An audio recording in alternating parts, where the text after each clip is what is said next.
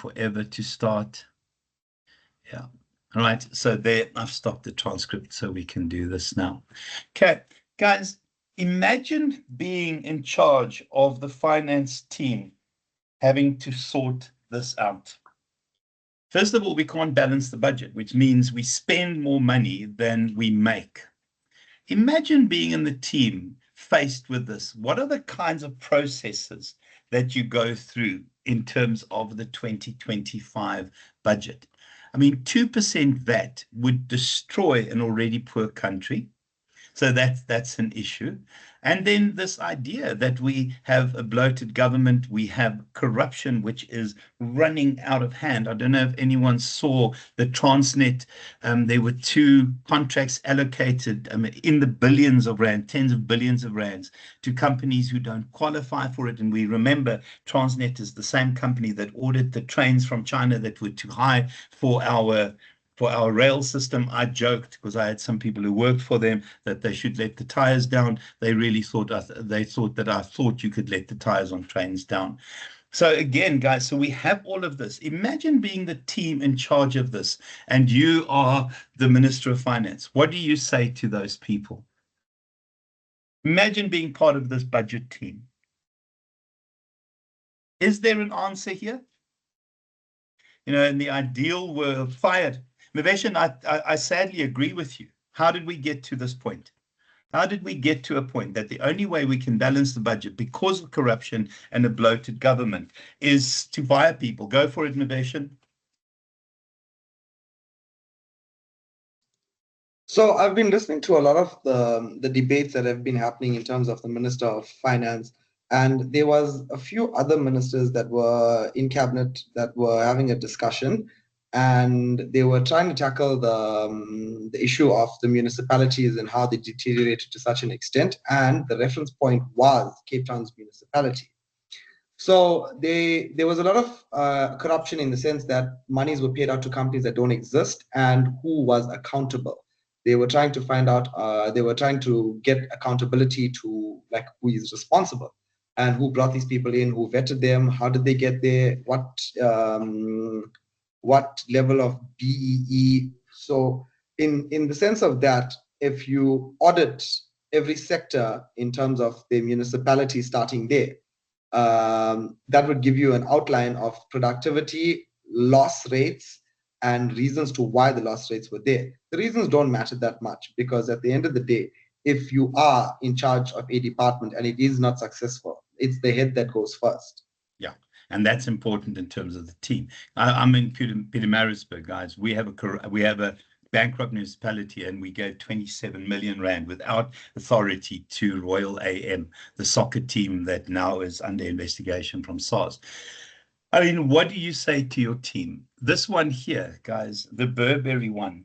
I mean, imagine being in charge of this. What do you say to your teams when all of these things happen? Because we've moved to a team-based environment. How do you get your teams to still perform when these are the kinds of issues you deal with? Oh, Kesh, it's absolutely right. And we've got to start by looking at municipality, but provincial government, every SOE is riddled with corruption. And then this one, guys. Yeah, and then did it do that? No, I'm pretty sure you could have got access to it. I had access to it. But there are a couple of these that you have team-based organizations, and you're expected to take decisions, and which team takes the decision. I think the world's become incredibly complicated in terms of how teams operate. So when we look at team leadership, I think the reality is, the first thing to remember is we need to separate a group with a team. Why do we talk about a team of rugby players? What makes it a team of rugby players? Why a team and not a group of rugby players? And yes, you get a group of rugby players. I'll discuss that in a second. Maveshan, why a team? Because with regards to a team is every individual that falls amongst the team. Not everybody has the strengths that is required to combat what they are trying to achieve. Hence, the people that do have the qualities will do well, and the people that don't have the qualities will be picked up along the way. However, the people that don't have the qualities add value in other divisions of that team, of which what makes it what it is. Right. Shrivar, go boy. No, just yes. team works together. Team works together. Okay. So rugby team works together, but somebody can work. Okay, working the strengths only. Mondley, what is it? Yeah, go for it, Shrivar. The group is just, it could be like individuals, but like if you put the sum of the people together, they fall greater, you know. It creates synergy. What creates 1 + 1 equals 3 is synergy. Nice one. Okay, Mondley, you go. Good afternoon, everyone. Doc, I think we will call it a team because each individual has an accountability on the role that they play, which they need to deliver on that role so that together they can win as a team. So that's why they call it team. Okay, so complementary skills. Each individual is specifically accountable of an area, and that is their area of expertise. So then that makes up a team. And that those areas of expertise complements what others have. Yes. Go for it, Neil. Doc, building on what Mundi said, I also think team, because there's people that aren't on the field that form part of the team. It's not just the 15 rugby players, it's the physios, it's the nutritionists. So there's a large quantum of people that collectively come together to create those 15 people you see on the field. Absolutely, but Kesh, I love yours. Okay, I love yours. I mean, it's that interdependence. It is, guys, just take your hands down. I think it is the interdependence. I think when we think of what makes a team, it is the synergy, you know, that 1 + 1 = 3. I love Formula One. I don't know if anyone else watches Formula One. I mean, I'm fascinated from, you know, by the Netflix series. But if you think of teams, a lot of teams have everything the same, but it's what makes a really good team is the synergy. So Red Bull, until the year before last year, wasn't easy for Red Bull. I mean, it was 1 + 1 is 3. So the whole is always greater than the number of its parts. But I quite like Keshini's definition. So guys, in terms of a team, I think you can see the things there. Common purpose. I always think of Jake White's book in terms of when we won the Rugby World Cup in 2007. I mean, he got the senior members together. He stood, made them stand in a circle and said to them, now imagine that the cup is standing there after we've won it. So a clear purpose, clear vision, and then performance goals. I think every contributing member of a team has very clear outcomes, but those outcomes are complementary. And it's this thing. I mean, you are mutually accountable. So you're accountable for making a difference. And those complementary skills are what make it a team. So I work in organizations that constantly talks about their team. And I think you're talking about a group. Do you guys use the word team at work? And do you fit that definition, or are you a group? You can see collaboratively working together with individual input and accountability, but you don't have the synergy. I get irritated because we have teams everywhere. Oh, my team. And I'm thinking, you're not a team. You know, a team has very, very specific requirements. Why do we use the word team rather than group?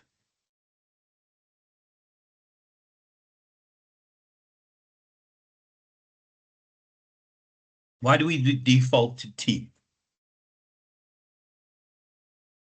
I think it becomes catchphrasy. Unless you do all of that at work, you're not a team. You're a group of people.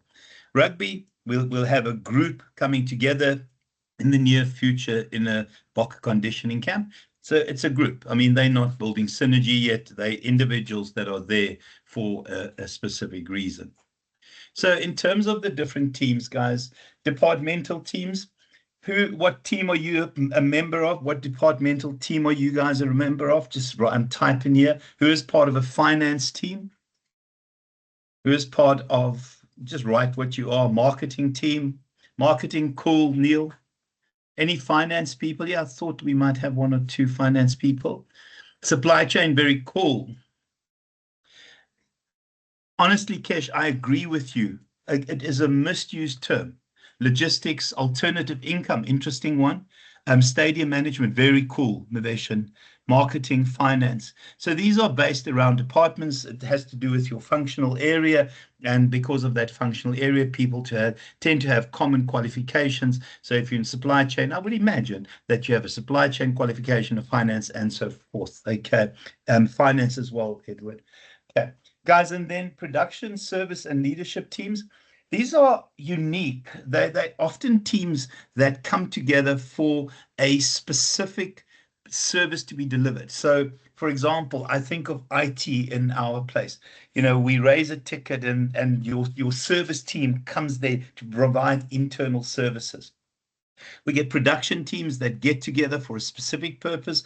They produce, they move on, and then leadership teams. Why have leadership teams become so important in the world today?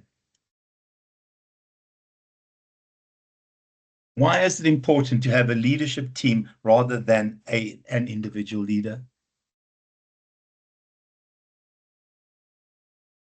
Guys, the truth is the world has gone insane. We cannot expect one person to track the insanity that is the world. I mean, remember we spoke, no leader is perfect, and you look for complementary skills, and it's impossible for one leader to do everything. It's about accountability, and it's about complementary skills. Self-directed teams. Is anyone here part of a self-directed or self-managed team? If you are, you'll know that you are.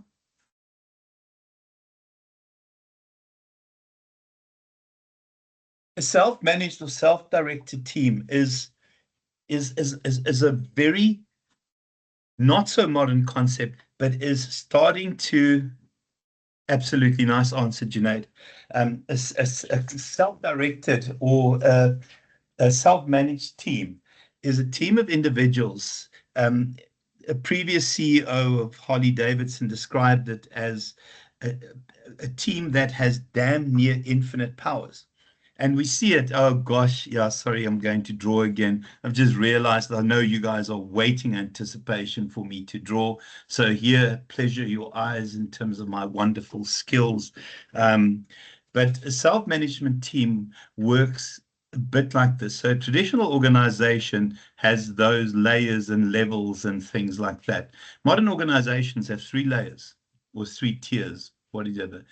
Senior executive team, senior team, and the rest of the organization populated by so-called self-directed teams. That's 25% extra, boyo, 25% extra. Yeah, I'm so useless. But Google has these self-directed teams, and there are a couple of rules about these self-directed teams. First of all, leadership is rotational. You don't have a leader. It depends on your project. It depends on what you're doing. Then you have a leader. These teams, in terms of pure self-directional teams, guys, they make their own budget proposals. They make their own capital suggestions. They measure their own performance. They hire and fire their own teammates. And what it does, it hands the power to where it matters. So you don't have supervisors and middle managers in these teams. This is the modern structure. And it's astonishing how these self-directed teams work. They have so much power. We've not transitioned to this in a full way. I don't think we will ever allow team members to hire and fire teammates. I think our legislation would kick us in the butt in terms of that. Anyone part of that kind of self-directed team where you decide what happens, where you decide how you do it, and essentially you measure your own outputs, and team leadership is rotated. This has been around since the 90s in America, and it works so well. Harley-Davidson, absolutely, Neil, 100%. It started with Harley-Davidson. Harley-Davidson were producing absolute rubbish motorcycles that traditionally on the showroom floor used to have cardboard sitting under the sump because they used to leak coming out of the factory brand new. And Harley-Davidson knew that unless they do something, the Japanese threat would kill them. And they introduced this, and it changed Harley-Davidson completely. If you want to read about self-directed teams, just do a team search, self-managed teams, self-directed teams, Harley-Davidson. It is You see, that's the problem. They have to fight for a budget as well, Maveshan, but they make capital budget proposals. So you know what a capital budget is. They decide their own processes. So they don't have a job description. They decide essentially how they work in those teams. It is so empowering. It is modern. This is the Google example, and you're 100% right, Neil. It is very much your Silicon Valley approach. I think we haven't got onto it yet. If you look at the most competitive companies in the world, they do that. Unfortunately, and I hate believing that you guys still work in this kind of structure where there are multiple levels and you have one person reporting to a supervisor, to a senior, to a mega, to a super duper supervisor. Yeah, absolutely. Absolutely, though, but that's why you hire really competent people. So often, part of this is you have to have hotshot people that you're surrounded by, and it starts with the sort of initial interviews and testing, etc. And the communication is it's absolutely paramount. Guys, and then just advisory teams. These are often like your legal advisors. I think somebody here is in a legal advice team. I know in this class there's somebody that's a legal advisor, I'm sure. These are the kind of people you go to. You need to contract verified. Your legal team will tell you. Project teams are fantastic when you want. I mean, one of my favorite examples, and I'm so sorry that I default to cars often, guys. It's my background, and a lot of people can identify with it. But there's this wonderful example from Cadillac, and I know we don't have Cadillac in South Africa anymore. If Cadillac decides to start introducing a new model, on the project team of that model, you'll obviously have your engineers and your designers, etc., but you'll have somebody from manufacturing represent what they can build. The scientists are to say this is what technology can do, or the engineers. You have somebody from marketing saying, guys, this is a gimmick. It's not going to work. People won't want this. But you have these kinds of task teams. They come together for a specific period of time. They create something new and they move on. And they're often represented by people from across functional areas. Anyone ever been on a task team like that? On a project team like that? I was a part of a project team and I never met my colleagues face to face, but we put together a new qualification. For doesn't matter which university. And it's amazing because I had people from marketing and finance. I led the team and we created a new qualification. Guys, virtual teams, those of you that work in a virtual team will work with people from the UK, from China, etc. You never meet each other face to face. You don't even know what people look like, but it all happens in cyberspace. And then communities of practice. Communities of practice are those where you have people who will get together and they'll improve efficiency and they'll improve quality, etc. This is the modern sort of topology of teams, guys. It has definitely changed. The problem, though, is and I can't remember who said it. I think it was Kesh that said it. We call ourselves to be members of a team. The truth is, I really think there are lots of work groups. I think there are few work teams. What do we call the South African soccer lot that never win anything? We are the soccer supporters. Are they a team or a group? Bafana soccer group. Are they a team? We are the soccer supporters, so I can offend you a little bit. Are they a team? Now a team. Wonderful, Monley. Okay, if you say so. I don't follow soccer, but yeah, they're a work in progress. Yeah, miracle waiting. At least they won bronze in Africa, So they were top 3 in Africa. And yesterday they blackstamped Egypt at home 3-1. What do you call that? Egypt are very good. So that's good news, boy. So maybe we are turning a corner. So I should stop being rude about them. Hey? I love it because every time I say something bad, people get really seriously offended,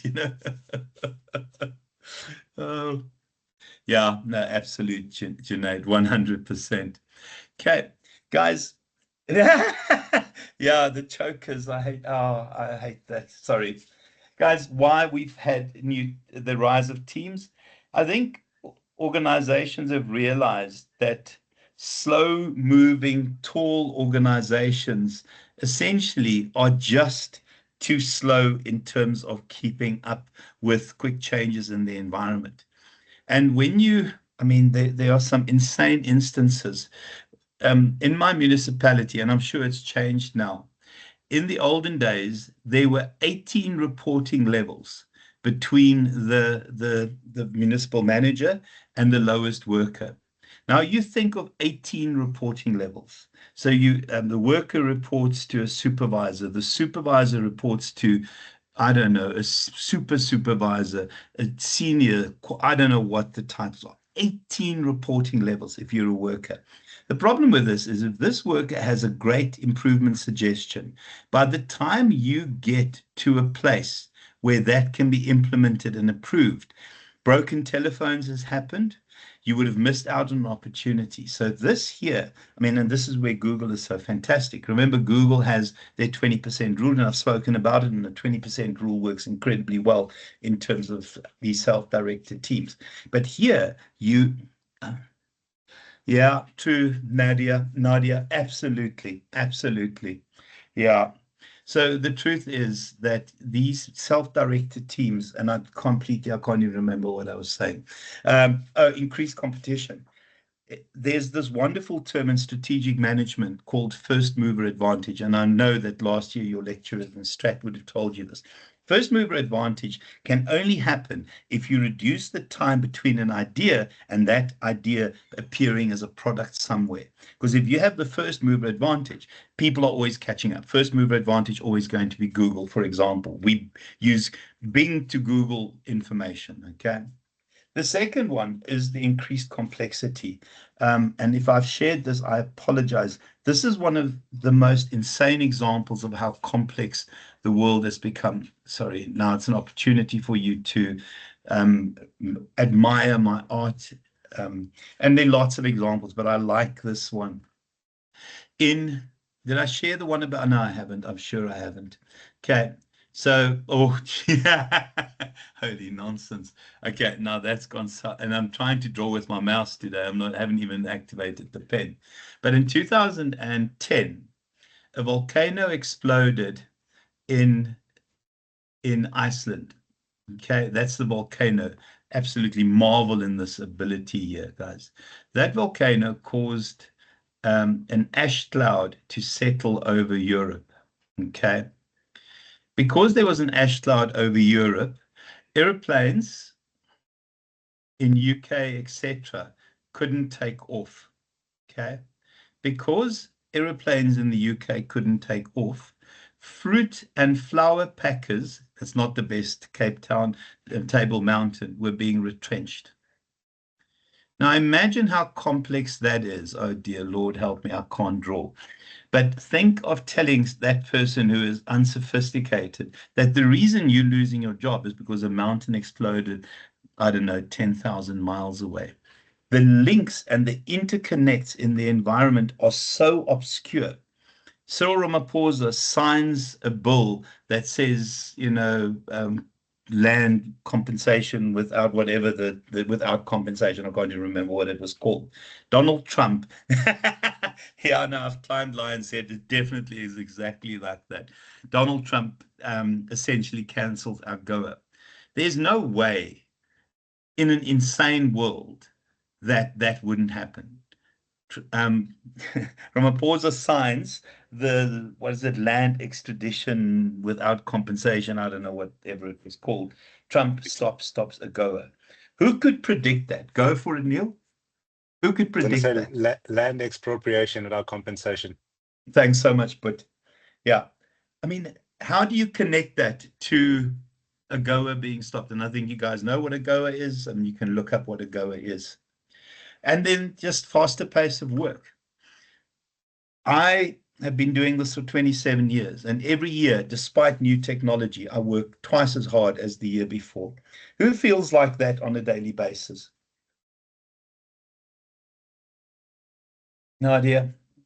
I think the world has gone insane. I mean, companies want their pound of flesh, and if you don't deliver that pound of flesh, you get fired. Maveshan, yeah. I mean, it's and the pace that we are expected to learn at, to keep up with this faster pace of work is insane. Go for it, Nadia. It's also because with technology allowing work to be so integrated into your home life and Yeah, not just being able to work distance, but emails, your boss has your personal number, you can't actually properly switch off when you get home, even when you physically leave the office. I think that's also why we feel like, oh, despite technology, we're supposed to be saving so much time, but we can't make that proper switch off like people were able to in like the 80s and the 90s. And also because we're glued to our phones constantly. If you're not on social media, then you see, oh, flip, your boss emailed you or your boss WhatsApp to you. And then obviously you're going to click on it to see what it is. So, yeah.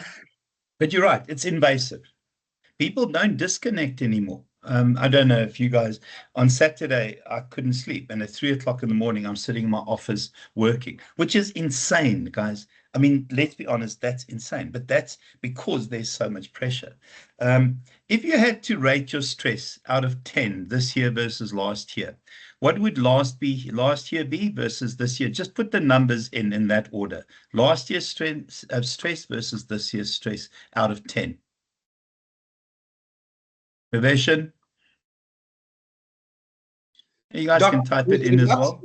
With regards to the rating of stress, I mean, yes, work is demanding, very demanding in this time, especially with budget constraints and stuff like that. But also in your personal life, with these minimal increases that don't even compensate inflation, your stress levels are constant. Whether it's in your, it is. whether it's work, it's just it's too much. Yeah. Well, I mean, one of the things in South Africa that they talk about a residual level of stress. Yeah, guys, they talk about a residual level of stress. I think as the average South African, I'm sorry about that, Nadia. Okay, so Maveshan, yeah, I think the reality is we talk about residual levels of stress. Who can drive at night and stop at a robot without thinking, I'm going to go through the robot because I might be hijacked? There's this theory that says South Africans, because of these kinds of issues, hijackings, crime, financial issues, corruption, have a higher residual level of stress. We're not as high as China. And you have this moment and your stress levels, then you add job into it, it becomes a real issue. I think the world has gone insane. And you're so right, Nadia. I mean, I have Teams on my phone, I have my emails on my phone, and it drives me insane because your phone pops and you think, oh, flipping hell. And you're sitting working while you're supposed to watch TV. It's driving me insane. But the reality is, guys, that is where you need a team. You need to be surrounded by people that can jump in, that can complement, I mean, there's a wonderful term called organizational citizenship behavior, and I want you to look that up. Organizational citizenship behavior, which often happens in the team, where people, when they see their teammate overwhelmed, will jump in and help. Citizenship behavior, for me, is one of those underrated things in terms of performance appraisals. A lot of companies don't have organizational citizenship behavior as part of their appraisal. I don't know, do you have in your appraisals organizational citizenship? Yeah, that's the one, Neil. And for me, that to me is the biggest contributor to a success of a team and an organization. Anyone have that part of their performance appraisal ratings? And that's the difference between a good organization and a great organization. And that happens in a team. Mochau, you've unmuted yourself. Everything okay? Okay, I'm carrying on. Guys, and then just cutting overhead. So when we talk about organizational delayering, this, oh, goodness me, now I've destroyed my picture. Traditional organizations, tall and skinny, lots of people reporting to one another. Modern organizations, 3 levels. Remember, self-managed teams at the bottom. What disappears? Oh, my word. Okay. I see that, Nadia. So what we see in terms of this modern organization, here, there's no place for first-line supervisors, and there's no place for middle managers. So when you have these self-managed teams, the frontline supervisors, first-line supervisors, and middle managers tend to disappear, or they'll form part of these self-managed teams. It delays because, I mean, companies have to be very, very competitive, and efficiency is what determines whether they survive or not. And that's where we've moved towards the sort of teams and team-based organizations. Corey, whose company do I describe when I talk about this one here? The three-tier structure. Is anyone in an organization like that? Above and beyond, Mondley, that's it. It is above and beyond. Anyone in a modern organization structure, or do you still have the levels and the functional areas that marketing is separate from finance, is separate from HR, is separate from supply chain? Or are you in a team where you have all those represented? Because I'm talking modern organizations. Modern since 2000, to be honest with you. That's very cool. I'd love to hear more about that. I mean, that's the way it should be. World-class organizations have a three-tier structure. Laborious companies that feel like they've been caught in molasses that move slowly have these tall, skinny structures. Right. So in terms of these kinds of team structures, I think it's a different skill set. And apologies if I've not mentioned this. Have I spoken about people who are specialists, people who are generalists, and people who are versatilists? Have I spoken about specialists? Okay. There's an interesting theory. Again, guys, this has been around for a long time. So you should have encountered that. I might as well type it in here. So there's a theory, and it's a wonderful different glance on preparing yourself for the world of work. Absolutely, an NFT there, boy. That's what we're doing. So we still need specialists. So you know, you'll always have specialists in an organization. A specialist is a marketer who's a specialist, who is an HR person who's a specialist, who is a finance person, who's an auditor, who's a specialist. A surgeon is a specialist. We still need those. I mean, absolutely. Subject matter expert, that's your specialist. We then get, and it's something that I don't ever want to be considered a generalist. A generalist is polyfiller. Those of you that have ever played cricket, if you're not very good and you're a stand-in, they call you polyfiller. It's the kind of I was always a polyfiller, so you must know how bad I was. But it's the kind of handyman type person. You know, the person not registered as an electrician, is not registered as a plumber, or is not registered as a person that can do woodwork, but they'll make do. So you can sort of, you know, if you have a handyman, and I'm sorry to say handyman because we still talk the man side of it. If you have a handyman, it's a generalist. So they can do a lot of things, but they're not very good. Those of you that follow boxing, it's a journeyman boxer. It's somebody that'll never be good, but you know, they won't win a couple of fights, they'll make a bit of money. Then you get something called, and I hope that none of you are a generalist. Then you get people who are versatilists. Okay, I know this is going to, because this has not been picked up in terms of the dictionary. A versatilist is somebody that's a specialist in a range of areas. It is someone that can transition from finance to HR and seamlessly transition to work in marketing. So these are people who can transition also between operational and strategic stuff, but do it seamlessly. So you're not a generalist because you do a lot of things okay. Versatilists do a lot of things really well. Go for it, Nadia. So there was a book that's called The Range from David Epstein, and in his book, he actually argues that generalists actually excel in a world that demands people to be specialized in something. I haven't read it. I don't even know what his definition is of a generalist because to me, in the book, the way you're describing a versatilist, he kind of sounds like that's his definition of a generalist, but it is a book that is on my reading list. And it's interesting that I'd someone love actually to hear. argues and says a generalist actually does better in a world that demands someone to be specialized compared to the specialists. You see, for me, I'd rather be a versatilist than a special and then a generalist. So it's an interesting argument, but it's for me semantics. A generalist does a lot of things, but okay. A versatilist does a lot of things, but does it in a specialist kind of way. Can I just ask, and this is a little bit of a silly question, but who here considers themselves a specialist? Specialized in a particular field.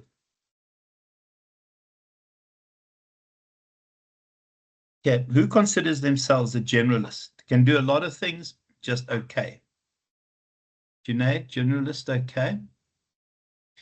Any versatilists here in terms of my definition, people that can transition from marketing to finance seamlessly and transition from operational to strategic issues?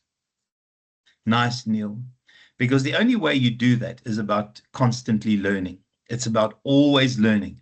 I quite like the idea of being a versatilist, guys. I mean, I teach a lot of subjects and I'm an expert at a lot of subjects. Okay, I really have been doing it a long time.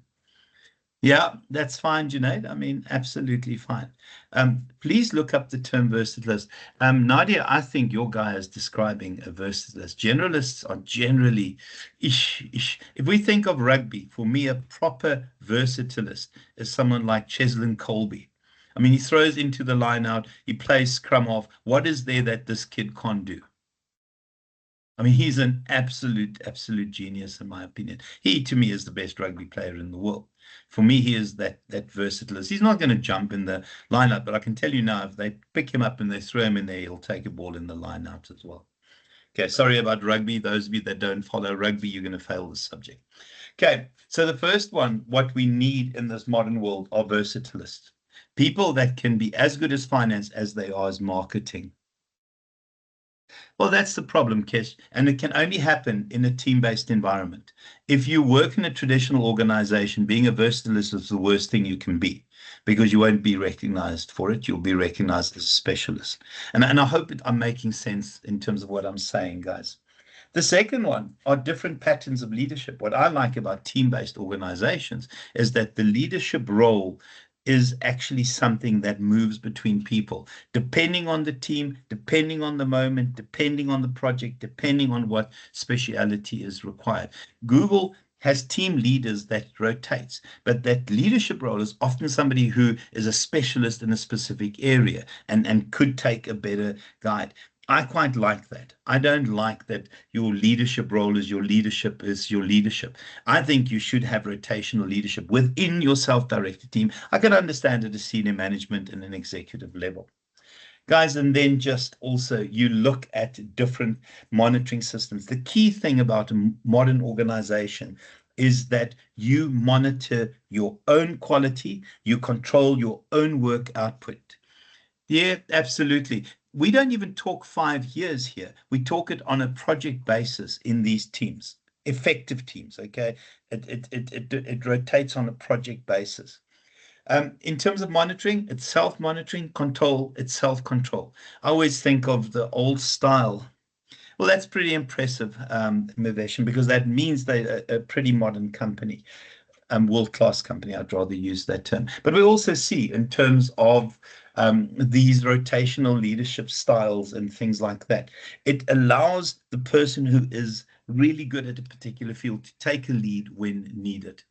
The old days of, if you think of how anything was manufactured in the old days, you would have had a production line and you would, that person there, and then once that has gone through, you'll have a guy, a person in a white coat at the end. That's it. Absolutely, Neil, that is it. You'll have a guy at the end of the rope that will do your quality control. The problem with that is if there's a mistake there, it's a production line. Come, guys, first point in the production line, second point, yeah, no, it's not the best example. But in the traditional organizations, Sarah, you have a guy at the end in a white coat, and it's a guy, I mean, let's be honest, in those days, who would be quality control. The scary thing is, if a mistake is, yes, that's right, Neil, if a mistake is made there, guys, what happens is that mistake is repeated, repeated. And those of you that work in production, one of the biggest swear words in the world is rework. Rework is when this oak finds out that there is a problem and you have to take the whole whatever you've built through the production line, and it's double work. You can't account for it. So modern organizations, control happens there, quality control happens there, and it is self-direction and control. It's a wonderful way in terms of a team-based organization. Right. So when we look at our course, and we know that it's a leadership course, I think the key thing in terms of leadership is to create an environment where we allow fantastic people to shine. I think I hate the idea that you lead someone. The job of a leader is to create an environment where people can be fantastic. You know, the thinking is you want to appoint the best in the world. Now, often what I find absolutely frustrating, and I've been working in business schools for a long, long time, is that when you read the job advert explains utopia. And when you start there, and during the selection and interview and other processes to get you into the organization and onboarding processes, you're constantly told how empowered it is and how fantastic it is to work there. And then you get there the first day and leaders tell you, park your brains at the door. You don't need them. We'll do the thinking around that. Whose job matches what it said in the interview? Oh, what it said in the advert, my apologies. Who is disappointed in terms of what they've read in the interview? Sorry, guys, I didn't sleep last night. In the advert and versus what they actually do. Is there a disjoint between those two? What did they promise you, Maveshan? And what did you get? So I went in as an access control technician. Okay. / administrator. And once I knew what I was doing in terms of access control, so it wasn't hard for me to adapt. But with all the spare time that I did have, I got thrown into project management, construction, and designing and drawing up scopes of work, procurement, BEE. The list just went so far on that I actually don't even see my job scope anymore. Okay, now can I just ask very quickly, guys, is there anyone here who thought they were walking into utopia, and when they really arrived at work, they found out that what they promised during the selection processes is nowhere near in terms of quality as what you got? Has that happened to anyone? Because, you know, when we write job adverts, we paint a beautiful picture, and often that's not the picture that we walk into. Or have I just become slightly jaded over time? Okay. Guys, and then just so in terms of team leadership, it's about creating an environment where people can make magic. And just remember that is that, you know, allowing people to really contribute, giving people freedom, creating that environment for people to contribute. And I think the truth is we have evidence of self-managing teams working, but I think in modern organizations, we still have a role for your senior leaders, your executive leaders, you know, whether it's vision creation, whether it is the sort of empowerment processes that go with that. But I think for me, you cannot underestimate the importance of team leadership. Somebody just to bind everyone together, move in the same direction. So what makes team leadership different? I think the first one is that when we look at team processes, ultimately what we want is synergy. And you know what synergy is, the whole being greater than the sum of its parts. So 1 + 1 is 3. And I know that you guys would have encountered this definition before.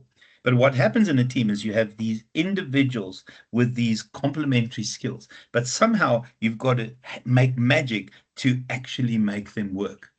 I mean, it is what Russie did with the Springbok side.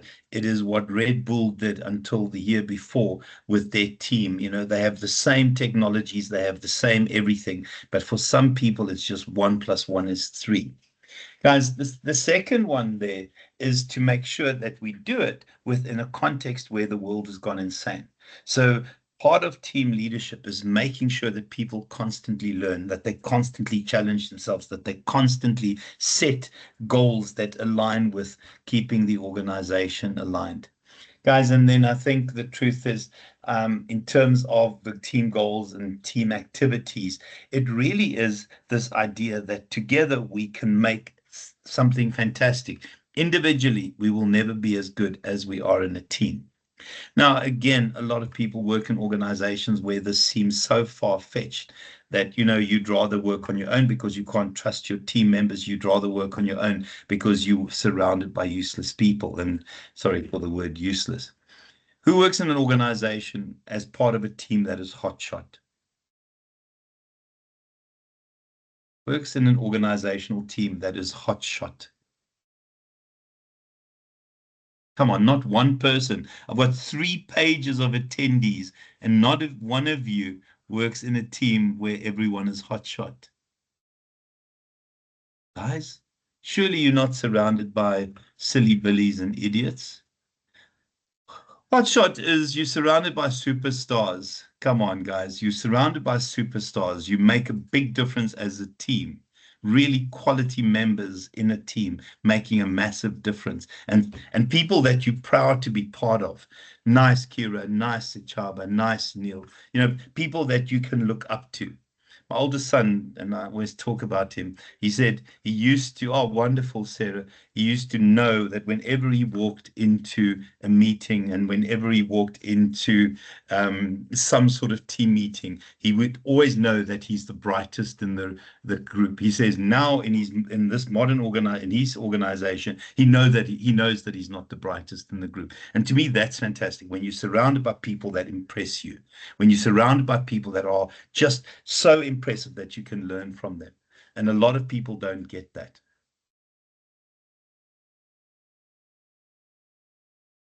Oh, geez, Nadia, that to me is scary, hey? You cheeky bugger, Neil. Okay, guys, I see that it's 7 o'clock. Guys, you happy with my approach? Okay. We've got a lot. Okay, yeah. And let me know if you want me to change stuff, guys. I really am very comfortable. But for me, I like the ideas of chatting and contextual.